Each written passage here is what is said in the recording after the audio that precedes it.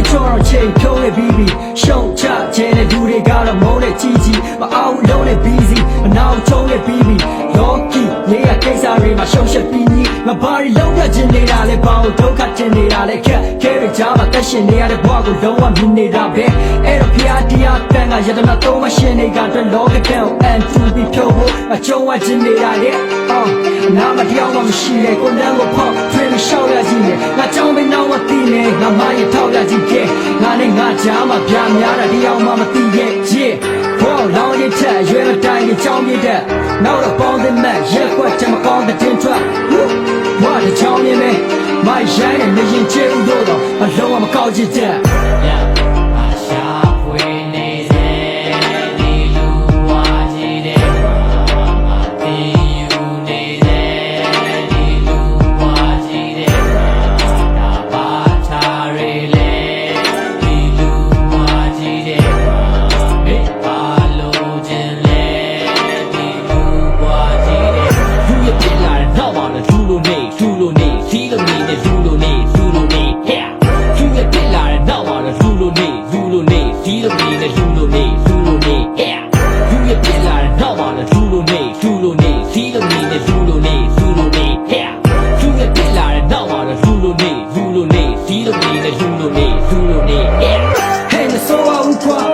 ရှူရောက်ကကြည့်ဘွားမှာရက်တီနေတဲ့မင်းကောင်းတဲ့တစ်ခုလောက်ပြကြည့်ဝေမရှိရင်မပေါင်းနဲ့ဒူအောင်ချသည်နေကြီးလည်းမရောက်ချင်ဒီဆိုင်ပါတိုင်းနေမတီးခင်ပေါင်းနဲ့ရှက်မိုက်စားပဲဝဲနိုင်ရမယ်တကယ်အထိုင်ရတယ်လောကိုင်းကလည်းအပိုင်သားနဲ့မခွိုင်းသားနဲ့ရစ်ချင်းနဲ့မရှုံးနဲ့ကဲထိုင်စားတယ်သူများနဲ့မကုန်းရရှင်ကကျွဲနိုင်ရမယ်